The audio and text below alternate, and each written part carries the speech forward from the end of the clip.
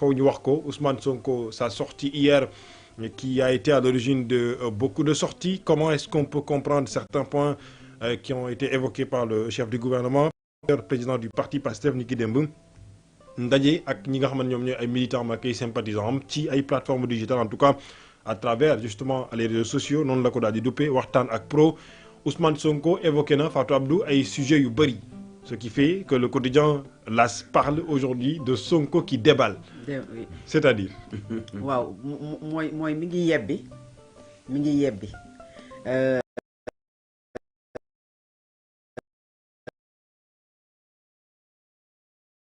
am na beneen journal bu wax ne waaw mi ngi vidéo on souffle le chaud et le froid. man souvent damay bëgg a ñëw ci forme tuuti rek wax ne boo dégloo Ousmane Sonko da ngay jàpp ne il ne faut pas lâcher li nga xamante ne moom mooy bëggul buum bi dog. C'est une lecture que digganteem ak kan Bassirou Diomaye Faye le président de la République. am na lu muy bëgg di téye tout le temps moo tax tantôt ci biir wax bi da ngay sentir que ne il sait beaucoup de choses comme il l'a dit mais il ne veut pas le dire comme wax na ko démb. da ngay sentir ne am na lu mu bëgg a wax mais am na ba tey lu muy téye da ngay waa sentir ne am na acte yu mu bëgg a posé mais am na lu koy téye loolu nag bu weesoo politique et stratégie mën na nekk stratégie politique tout en sachant que le moment peut-être n'est pas favorable mais mën nañ ko jàngat ne c'est quelqu'un koo xam ne aujourd'hui il essaie aujourd'hui am loo xam ne dinañ ko préserver ci la relation bi nga xamante ne am na ko entre moom ak ki nga xam ne moom mooy le président de la République muy déjà humaine mais aussi même sur le plan politique. parce que tantôt sax mu ne waa Pastef parfois yéen a yóbbu wax ji foo xamante ne yeggu fa. tantôt mu woo leen dal comme si bu ñu gën a creuser. mais tantôt mu mel ne ku leen di jox ay signaux yu wane ne dundee yaakaar mën naa wàññeeku bu baax a baax que ne aujourd'hui Bassirou Diomaye Faye n'est plus quand même dans les lignes. nekkatu ci yoon bi ci nu mu koy waxee et ci loolu mën nañu comprendre également lu muy leeral aussi. que li tax mu wax ne peut-être moom Bassirou Diomaye Faye nekkatul ci ligne yi parce que am na lu mu ci wax loo xamante ne aujourd'hui nekkatul parce que mi ngi ne nekkatul au plutôt sur les lignes mais moom également mi ngi tracé lignes yi pour wane ne moom pouvoir bi ñuy wax ne dañ ko joxuñu ko et pour prendre au mot le président de la République qui lors d'une rencontre avec la presse benn 31 décembre ci guddi muy wax ne su ma mënoon sax damay créer un premier ministre super fort loolu dafa bëgg a wane ne ci làmmiñ képp la yam mais jëfewuñu ko au fond parce que moom amul ay pouvoir te Boun Abdallah Dionne sax moo ko ëppoon ay pouvoir maintenant pour wan ñu ne ñu les pouvoirs qu'il a ce n'est pas le président de la Bassirou Diomaye Faye moo ko jox mais c'est la constitution du Sénégal moo ko jox qui a donné des pouvoirs au président de la République et qui a donné des pouvoirs également au premier ministre bi nga xam te ne moom la et là il y a pas de nom ça pouvait être n'importe qui constitution bi moo ko def loolu nag ay wax la ci biir pour wane ñu ne presque moom il a beaucoup fait pour le président de la République, mais en retour, le président de la République n'a pas fait beaucoup de choses pour lui. Et même Tibir Waham Ousmane Sonko, quand il dit que moi je le respecte et je ne lui fais pas d'ombre, dans le ton tout là également. Parce que dans toutes les rencontres de Bassirou Diomaye Faye avec les responsables de PASTEF, coordonnateurs, députés, de même que lu ko jiitu woon bi problème bi njëkkee jóg te mu dalaloon quelques membres du bureau politique du parti PASTEF moo bi doon ñëw tout le temps mooy dañuy saper autorité léegi loolu répondre na ko en disant que ne bañ naa ko ba son excellence laa koy woowee je le respecte et je ne lui fais pas de l'ombre donc mi ngi wax jël l'opinion à témoin pour leur dire que ne li ñuy wax ne man dama koy dindi wormaam respecté wu ma ko loolu amul ku ko jox cër la pour peut-être préparer l'opinion mais aussi préparer aujourd'hui un face to face ce n'est mënuñu ko dàq c'est-à-dire que jàkkaarloo c'est bien possible quand le premier ministre du Sénégal parle d'une cohabitation douce raisonnée raisonnable ou bien même d'une cohabitation corsée et il n'exclut même pas sol mbubu opposant donc pour faire face à qui au président de la République Bassirou Diomaye Faye donc aujourd'hui fi ñu jëm wax nañu ko c'est-à-dire que dañu koy maslaa nii rek comme ni ñu ko yàgg a defee ba mu jógee dañu fi wax nii ne lii dañu maslaa on a toujours appelé à l'unité parce que jàpp ma ne on devrait arriver à ce stade où deux hommes qui s'étaient juré fidélité qu'il y avait peut-être un pacte boo xamante ne dañ ko waxoon sénégalais yi jaay leen ko dinañu yegsi ci fii ba tey nag am na lu des tuuti rek c'est le bout moom moo ci des morceau bi bout bi moo ci des y a-t-il possibilité pour ñu sauver li des en politique il ne faut jamais dire jamais tout est possible en politique mais nag bu ñu ko dee analyser froidement mooy la séparation de fait elle est actée léegi nag lan la ñu war a mën a def parce que defoon ba ànd def ba am lu ñu seq sur le plan humain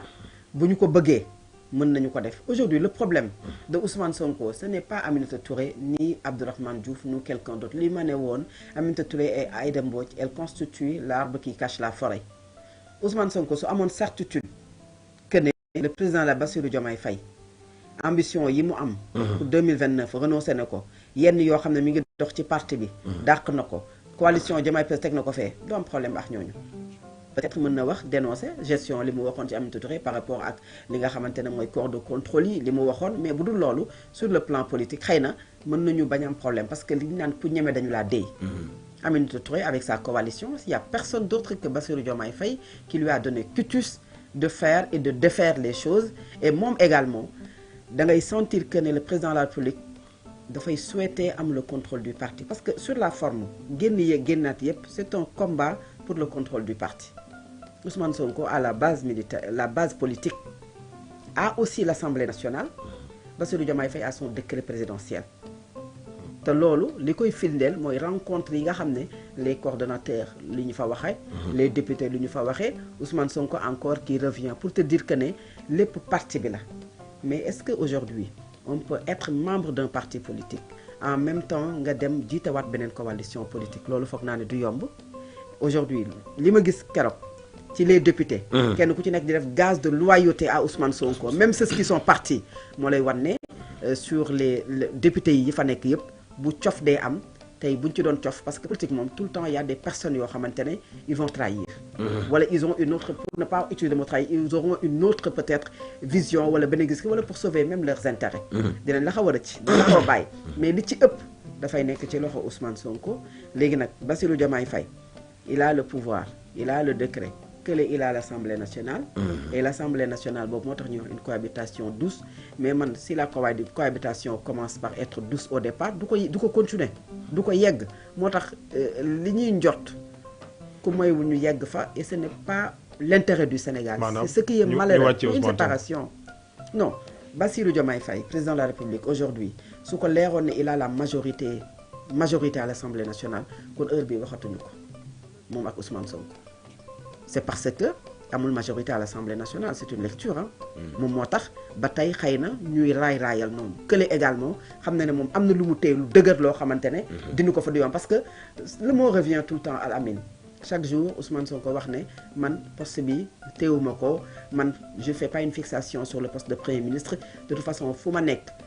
projet bi lay doxal fu ma nekk sama gis-gis mais am na yoo xam ne neexu ko te wax na ko quand un premier ministre taxaw ne la reddition des comptes amuma ci espoir yow nga nekk premier ministre yow nga war a jël sa responsabilité ci yëpp nga ne amuloo ci espoir ça veut dire que y a des choses qui se passent au sein de l'État yoo xam te ne d'accord loo ci mais terewul yaa ngi toog moo tax ma ne on diffère les choses mais ça va arriver un jour et c'est malheureux pour le Sénégal. C'est triste pour le Sénégal. Je parle pas des personnes 54% qui ont voté pour eux mais de tous les Sénégalais yoo xamante ne même bu ñu leen voté lul du moment où gagné nañu jàpp nañ ne dañoo war a dem ba 2029. bu ñu demee ba 2029 Sénégalais yi ñoom am nañu mag en 2024 bi Macky Sall taxawee daax élection yi Sénégalais yi dañ ne duñu wax quelques personnes sont sorties certes manifestées il y a eu au moins ay nit yu ñàkk seen bakkan mais am na ci ñoo xam ne dañ ne. dañuy wax la masse silencieuse là. le vote utile des Sénégalais foofu la feeñee le 24 mars dañ ko wan moo tax Sénégalais yi jàppoon ne ces deux personnes là benn fauteuil moo am nag fauteuil président de la République mais le slogan nit ñi dañ ko gëmoon et les gens ont voté pour ce slogan et dañ doon xaar tey ñu dem ñu ne tànn nañ jàpp nañ élection jour tel bu ñu paree ci élection yooyu dañuy xool ba xam kan la ñuy fekk boobu ñoom waxtaan nañ ci seen biir xool nañu lan la ñuy def ba pare ñu ñëw Sénégal parce que Sénégalais yi loolu la ñu jàppoon que 2029 et même parlant de ces élections avant de conclure mais ba tey nii yow xamuloo élection locale yi kañ la élection locale yi aujourd'hui depuis le mois de février oui mais depuis le mois de février waroon nañu def la révision exceptionnelle defuñu ko beneen bi c'est vrai que décret moo koy fixé xëy na yeggaguñ ci mais le calendrier républicain est à respecter et li ngay gis nii li mu lay teyal sa xel mooy est-ce que tey le président de la République ne devrait pas se prononcer ci élection locale yooyu pour wax ne leeral Sénégal yi dafay am à date échue loolu moom mooy wax ci mais nag ku moytuwul ñu nekk ci xembemteefu coupler les élections locales aux élections législatives pour dissoudre l'Assemblée nationale bien sûr moo tax ma ne cette cohabitation même si elle est douce est-ce que dina continuer parce que am na benn député bu ko wax ne li xembamte président de la République moom mooy dissoudre l'Assemblée nationale et loolu pour mu def ko couplage la nar a doon entre élection législative est-ce que Sénégal aussi war na yegg foofu et mérite loolu. Aladji Mansour, la situation elle est là, quand même il faut le dire,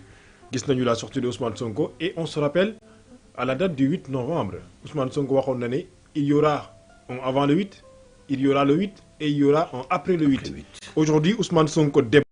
Est-ce que ce n'est pas justement dans cette continuité de après le 8 bi nga xamante Ousmane Sonko mu ngi ko doon annoncé. man bu ma fàttalikoo ñaari at ci ginnaaw damay kontaan ci kàddu gu ma nu yëkkati dama am habitude wax ni Sonko du Diomaye Diomaye du Sonko. Je me rappelle jour bi ma ko jëkkee wax ci plateau MMD Média dafa am ay Pastef yu bëri yu ma saaga ma noté ko ma ne Sonko du Diomaye et Diomaye du Sonko. fi ngay sukkandiku mooy boo laajtee seeni ay nattangoo yu ñu bokkandoolo nekk ay inspecteur impôt et domaine ci ay privilèges ci ku ne bi nga jiitee syndicat bi boot liggéey kotu impôt et domaine yi ci ngay jàng ni Sonko du Diomaye Diomaye du Sonko loolu benn la. beneen bi ci des li ngay mën a gëm mooy bu ñu demee ba Sonko xam ni moom benn waay bu tudd Mame Mbaye Niang ci lu teguwul fenn xeex na ak complot ñi mu àndal ba ñu disqualifié ko dootul mën a nekk candidat ci élection présidentielle yi Sonko fekk benn climat politique bu ñu naan amuñu benn candidat amuñu plan A amuñu plan B amuñu plan nangam plan A ba Z kenn la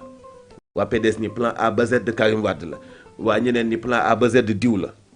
Ousmane Sonko ni ñun suñu parti plan A am na B am na C am na D am na E am na. parce qu'il y avait 5 candidatures yu ñu annoncé. muy lu bees lu musta am ci Sénégal donc Sonko du Diomaye Diomaye du Sonko muy ñaar hypothèse ñetteel bi ci des mooy dama leen delloowaat ci arrestation wu Diomaye ñun journalistes yi bi ñu yëg ni ñu ngi jàpp président Bassirou Diomaye Faye xawoon na guddi question yi doon posé wu mooy liggéeykatu fonctionnaire buy nekk bureau ba heure bi néew na lu muy am ok ñi ko doon jël si mandat d'amener la ñu yóbbu ci heure boo xamante ni bi xamuñu kii li mu def lu bi posté donc ci post Facebook am ñetteel bi ci des dañu xaar ba avocat am ñëw muy mettaal pour def wax ak média yi pour dénoncer ñëpp dénoncer ce qui se passe ok donc li yóbbu Diomaye kaso yóbbuwul Sonko kaso donc li génne Diomaye kaso warut a génne Sonko kaso mais dañu fexe ba tënk ko ci benn xeetu dialogue bu kenn comprendrewul ak ay objectifs yu bokkul yoo xam ne xamuñ ñoo nekk ci ginnaaw ab non sénégalais nekk ab médiateur ñu am info yu ñu ci waddal jox ko ay journalistes def naa ni bu ñu xoolee après sortie yu Barthélémy Diaz ak yu Cheikh Yérim Seck xam nga ni même li ñuy wax protocole de Cap Manuel yu bëri senn na yoo xamante ni bi ki ko sennal ak ki ci am jubluwaay bi ak mbégte bi kan la mooy ki fi nekk ba tey question bi mooy est-ce que amoon na réeroo bu metti diggante Macky Sall ak les spoliés musuma gëm les spoliés muy les candidats barrés ci élection présidentielle yi nga xam dafa am yu ñu bàyyi dañu waxante dëgg nan nga mën a téye Bougane Gueye Dany téye Aminata Touré téye Abdourahmane Diouf téye Mary Teuw Niane au moment où docteur Daouda Ndiaye jàll wax leen ma fan la docteur Daouda Ndiaye mën a jaar ba qualifié ci élection présidentielle nekk candidat alors Bougane Gueye Dany jàllul Aminata Touré jàllul Abdourahmane Diouf jàllul yéen est-ce que mën ngeen a xayma ci wàllu militantisme fan la Déthié Fall mën a jaar ci jamono jooju bu ëpp doole parti yi ma la wax pour moom jàll. beneen bi ci des mooy fan nga mën a gisee ñooñu fan nga mës a gisee ñu ni Bassirou Diomaye Faye mi Ousmane Sonko tànn qualifié wul premier tour mais jàppandal nañ ko deuxième tour mais politique yooyu yëpp autour d'une seule candidature muy candidature candidat président Bassirou Diomaye Diakhar Faye Diomaye du Sonko Sonko du Diomaye alors bi ñu ëgsee fii nag Fatou il faut ñu nangu ni chaque Sénégalais tey bëggatoo wala mere nga sa bopp Sénégalais bu nekk mere nga sa bopp parce que désespoir muy yaakaar ju tas ci am muy jëf-jëfu wor bi am ci diggante parti Pastef ak askanu Sénégal wor gi ci am mooy Sénégalais bu nekk jéppi nga sa bopp tey ñun ñëpp bi 80 et quelques personnes yi dee suñu kanam la bi manifestation yi am suñu kanam la bi ñuy couper données mobiles nit ñi ci ak maa tey ci suñu kanam la bi ay nit di infiltrer nit ñi di rey ay innocent ci suñu kanam la. c'était pourquoi doon ñu ëgg ci stade bi kenn moo osé tey wax Diomaye Faye ak Ousmane Sonko ni leen sañoo leen lii. ils n'ont pas le droit. parce que dañu amoon ay guddi dañu amoon ay guddi yoo xam ne fàtte xaju fi ku manifester ak ku manifester wul yëpp yëfi impacté na la booy génn say mbokk ngi dox est-ce que jar na ngay génn booy génn ak tiit ñu ngi bunkeriser foo dem ci rond-point yi station yi oto gendarmerie yi ñu ngi fii ñu utiliser média bu bëri utiliser ay way takk der yu bëri tiital askan wi ci anam gépp ba ñu yëg si fii tey uniquement pour ñu def changement daañu poser question est-ce que yéen ñaar ñëpp kenn ku nekk am na sañ-sañu def tey lii mu def ok xëy na politique nee nañu du ëmb day xëy wasin waaye buñ ko yóbbu fu mu eggul nag le fait mu doon wasin rek mooy dina jur lu bees lu bokkut ak la fa nekkoon lu bees loolu judd nag nan la tudd war la tudd trahison la tudd nax askan wi la tudd ñàkk a nawloo askan wi la tudd ñàkk a faale askan wi gëm sa noosu bopp ak sa intérêt bopp ak sa ëllëgu politique bopp fàtte 18 millions wu Sénégalais yi Pastef mënta jël au pouvoir nekk parti au pouvoir ki jiite Pastef ni noppi naa tey pour nekk chef de l'opposition loolu lu muy saf loolu nan la tudd beneen bi ci des mooy damay waxtaan ak kenn ma ni man ci suñuy waxtaan ma ni man gëwuma woon sax séparation Aminata Touré ak Macky Sall gëwuma ko woon sax parce que carte gi ni mu leeree waate nii tey nii am na lu ñu waxul woon askan wi et kon askan woowu kañ la yeewu kan ngay gëm ci ñi def politique wala ndax dañu bëgg a yóbbuwaat li Sénégal dund diggante 2021 ak 2023 c'est fort possible bu fekkente ni bii li mën a taxatle Diomaye Faye Ousmane Sonko ak li ñu wanoon ci àndandoo li leen mën a taxatle mais mun na indiwaat Sénégal Diomaye Faye ak Ousmane Sonko def face ci dëkk bi kenn ñaanu ko yàlla nag mais li leen taxatle mun na tax ñu def face politique nag mu ne nu nekk le fait Sonko commencé naa man maay nekk chef de l'opposition le fait Diomaye ni tekk ci fi mu ne tekk te bi mu dajee ak les coordinateurs départementaux ni leen man mënatuma war waa coalition bi léegi nag question mooy jaadu nañ ñu war Pastef mais jaaduwul ñu war coalition bi loolu mooy question bi waxuma président dafa war Pastef de doxee ma dama ne jaadu nañ ñu war Pastef mais jaaduwul ñu war coalition bi en tout cas kaddu war ci bu ñu sukkandikoo ci ñi demoon ca ndaje ma ci ñoom ñoo wax ni ci làmbañu président Diomaye la jukki lan la namm ci kàddu yooyu moom moo ko xam mais de toute façon li ñu waxoon Sénégal yi ak li ñu ji jaayoon ak fi ñu toll tey ci souffrance Sénégal yi dund ko cher lépp loo doon gis at yi passé dafa wàññeeku tey ñu sóobu ci campagne agricole bu ñu la mënta defal bilan di doxale même politique ci côté transport bi fi Macky Sall doon def même politique ci côté assainissement utiliser ay termes yu kenn comprendrewul ñaari exemple yooyu donc laa joxe benn bi mooy côté assainissement ay autoroute océan xaw ma autoroute de l'eau xaw ma nangam dem daganalaatal partenariat bi Sénégal yëpp tamoon muy dessalement eau bi taw Macky Sall Mansour Faye moo ko si ñëw ñëpp dañ ko araamaloon Cheikh Tidiane Dièye da koo daganal ci autorisation président Diomaye Faye mais li daganoon lépp tey bu araamee li araamoon lépp dagan tey mais nañu poser ay questions ni fan lañu jëm ak waa Sénégal c'est-à-dire que politique Pastef bi dafay gën a yeewaat Sénégal yi que ñiy def politique respecté wuñu leen man loolu donc laa ci jàngat Alamine. Malheureusement la situation elle est là Fatou Abdou Ndiaye Ousmane Sonko wax na ko il confirme qu'il peut y avoir une cohabitation au sommet de l'État une cohabitation douce c'est-à-dire aujourd'hui cette cohabitation douce pose la problématique de la différence entre Ousmane Sonko ak Bassirou Diomaye Diakhar Faye cette cohabitation douce naka la ñu ko mën a en tout cas jàngate au fur du temps la une cohabitation douce si Bassirou Diomaye Faye maanaam xaw a des xëy na ci lignes yi mais su fekkee ne il n'est plus sur les lignes loolu la cohabitation mënul nekk une cohabitation douce corsée et Sonko li mu wax à l'entendre parler sol na déjà le boubou d'opposant wala boog daas na ko fanaanal na ko lem na ko ma ngi ko teg ca njeganaayam pour dire que ne à tout moment À tout moment, parce que wax na ko démb il a le décret, le président de la République Bassirou Diomaye Faye, à tout moment lu nekk mën na am parce que boo seetloo mbir yi au départ mu doon defee nit ñi choc sax defatul nit ñi parce que mis nañu ko tàmm. C'est-à-dire que mooy wan ne il diffère tout simplement les problèmes comprendre nga dañuy xëy na parfois sax nga ne xëy na dañuy xaar bés bu rafet xëy na nga jàpp loolu ci li nga xam ne moom la ñuy doxalee. Rappelé na li fal Bassirou Diomaye Faye aujourd'hui. Alamine, c'est bon de rappeler l'histoire. Moi, Ousmane Sonko a été empêché d'être candidat, il a désigné Bassirou Diomaye Faye. Qui, ce que désigné wul won mënu nek njitu rew Sénégal. Il a battu campagne pour Il a battu campagne. Ce que désigné mënu nek Sénégalais, ils ont voté pour une aspiration profonde au changement. Ils pensaient que Ousmane Sonko incarnait ce changement. Je parle pas de tous les Sénégalais, les 54%. Qui mënta dem joxagn ki mu joxagn, lolu motax ki mu joxagn dem. Maintenant,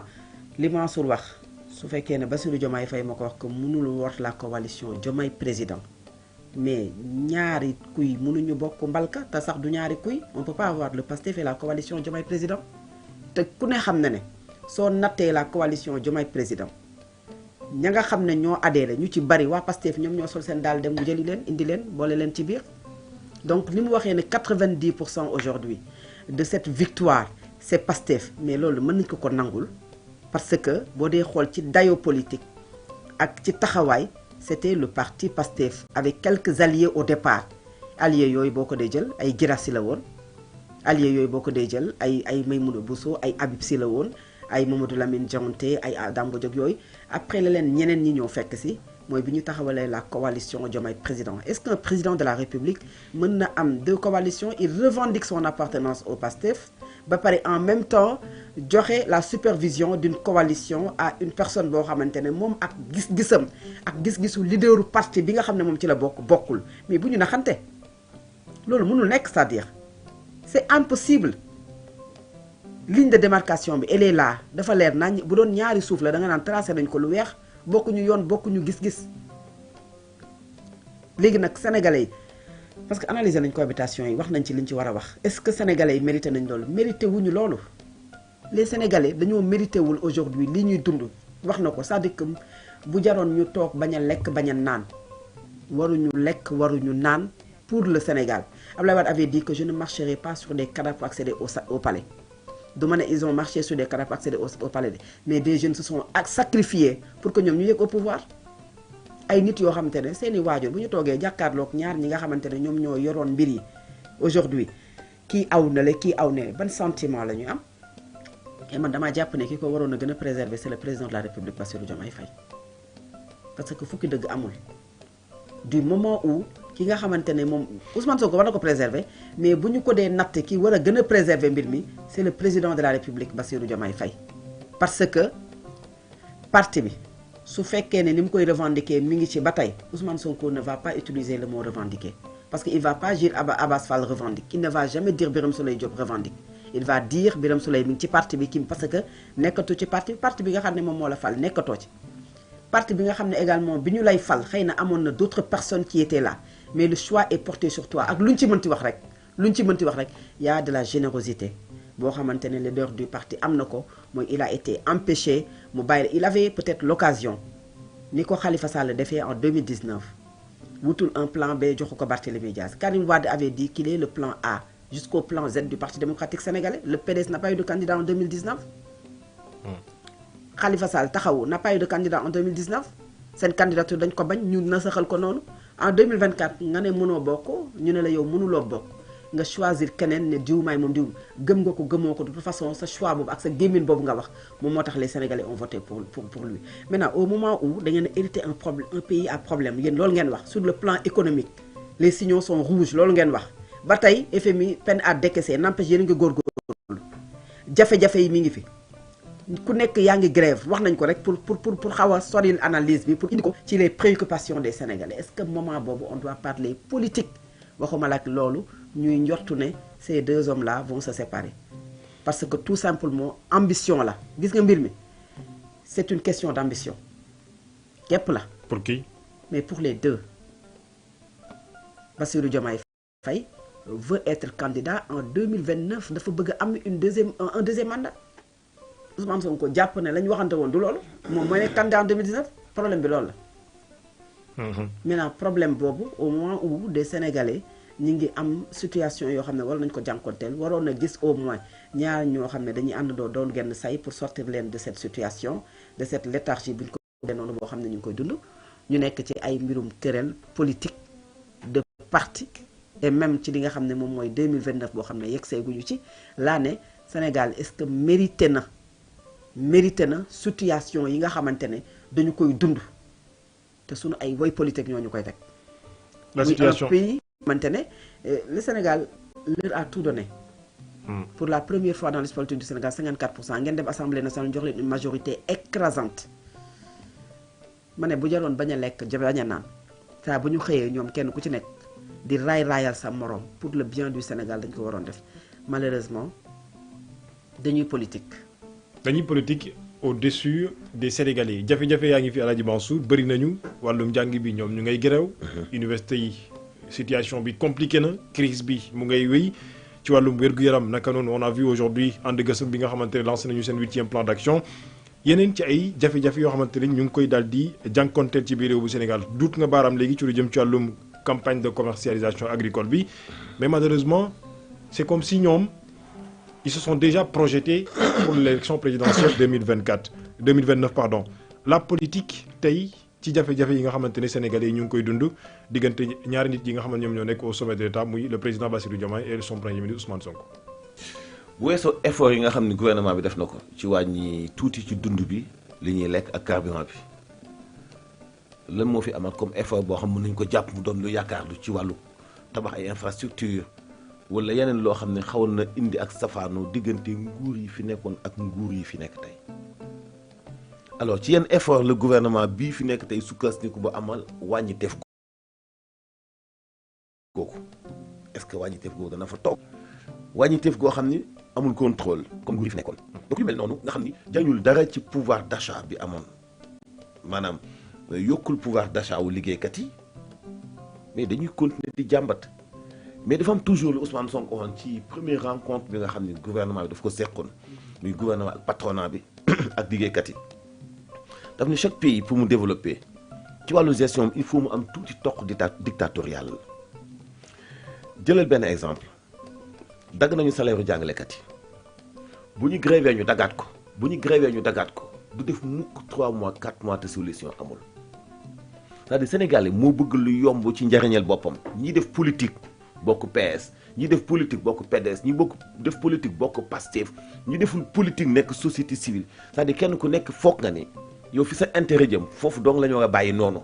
mu continuer donc loolu moo tax liggéeykat jamono ji nga xam ni yow waa ànd gësam ngay wax ñu ngi demander conditions de travail yu baax wala ñu yokkal leen seen salaire mais jamono jooju imaginez waa Ama Sénégal ci même journal bi ngay présenté Ama Sénégal SIAS Sotrac ñoom seen entreprise dañ ko liquider wala leen fay ay indemnité ñuy daw ci seen 13 milliards depuis nguuru Abdoulaye Wade ba léegi chaque nguur bu fi jaar defal nga leen ay promesses mais sax foofu tey li gën a garaaw dañoo amatul sax interlocuteur am na ci ñoom ñu dee am na ci ñoom ñu feebar am na ci ñoom ñu màgget pourtant ay sénégalais lañu te gis nga tey Dakar Dem Dikk bii fi nekk nii ak loo ci mën di dégg mais ndesitu Sotrac lay dundee UCG bi ngay dégg ak loo ci mën di dégg ndesitu Ama Sénégal lay dundee ak waa SIAS donc mënuñu liggéeykatu tey di jàmbat liggéeykatu démb yi di jàmbat alors nguur gi fi nekk tey li leen gën a intéressé mooy 2029 rupture boobu ñu xalaatoon moo amul lii Anish Suzanne doon wax rek benn bindkat tunisien mu ni tuuma ci am tey duma ko tuumaal sama bopp duma leen ko tuumaal parce que yow nanguwoo li may wax te man du ma nangu li ngay wax nanguwoo ma convaincre la du ma nangu nga convaincre ma du ma écarter kenn wala responsabilité kenn ci li am tey moo xam politique bi moo xam sénégalais bi moo xam parti Pastef moo xam parti bi ne ci opposition donc ñun ñëpp ñoo ci nekk ay responsable xam nga la mooy suñu problème waa Lamine parloo ci wàllu politique ak ñàkk am courage ci wax ak ñàkk gëm yow li nga xalaat ci wax li am tey Sénégal nii ñëpp seen gis-gis mu ngi jëm ci élection présidentielle 2029 ñi nekk Pastef ñu ngi xalaat nu ñu tege ci kaw réew Ousmane Sonko ñi ànd ak Diomaye ñu ngi xalaat nu ñu fexe ba Diomaye am deuxième mandat. waru woon am sax. te loolu wu ñu fa mën a yegg. war ñu fa mën a yegg de. fu ñuy defee ay choix. ak di décider. wu ñu fa mën a ak di yegg xool naan diw wala diw. non affaire day mel ne film ci yow. kon nooy trouver solution. non mais day mel ne film ci yow. fan la ñuy jëlee solution tey mënuñu la defal jël benn exemple bu ndaw barki démb question d'actualité ministre bi lu mu wax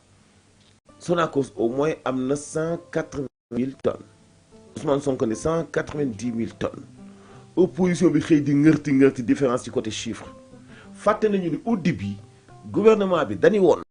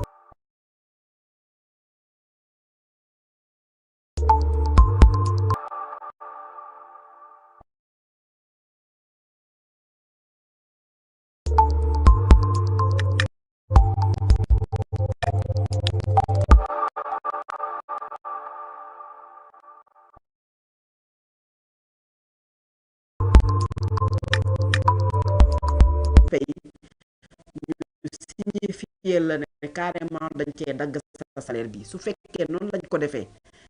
amul problème parce que autant les enseignants ont droit à la grève autant l'État a le droit de ponction su fekkee ne ñëwuñu mais loolu yëpp dafa am lu ko gën mooy parfois dialoguer et aussi quand on prend des engagements da ngay jël engagement yu réalisable et réaliste loo xamante ne da nga koy def te da ngay séntu ki nga xam ne moo lay wutu ëllëg ba nga xamante ne moom également su ñëwee dina mën a fexe ba indi ay solution ci jàmbat yoo xamante ne dañ koy jànkonteel mais su fekkee indiwu ko ça pose aujourd'hui problème et j'espère que ne ces grèves ce front social arrangé wul kenn ni l'État ni ñi nga xamante ne moom mooy centrale syndicale yi nga xam ne ñoom ñoo koy def moo tax il faut quand même dialoguer et essayer aussi kenn ku ci nekk def ay concessions l'État def ay concessions ci li mu mën même s'il rencontre des difficultés financières les syndicalistes également def ay concessions am lu ñu bàyyi pour l'intérêt ci yi nga xam ne ñooy faju des élèves ak yeneen secteurs yoo xam ne tey mën nañ ko tudd adduna bi moo jaxasoo Mansour wax na ko au départ adduna bi jaxasoo jaajëf wala waaw yeewi nga ni maa ngi jot benn info الحربية الأمريكية ونجات أختمتها كامل أمنا أفيون de guerre yu Amérique yu daanu yu décollé woon ci base américaine bi nekk Koweït ay waxul benn de ay avion mais seen pilote yi sauvé nañu mais alors la moo commencé daaneel avion yi est-ce que Iran dafa commencé itam di abattre ay avion américains yi doon def ay opération foofu la neen la xeex bi ñëpp lay impacté de. yàlla bu mu yàgg. yal na fi yem. mënu fa yem nag de. non mënu fa yem nag xeex la boo xam ne li koy suuxat moo ko sooke ku nekk am nga ci objectif ku ne am na lu ci jublu.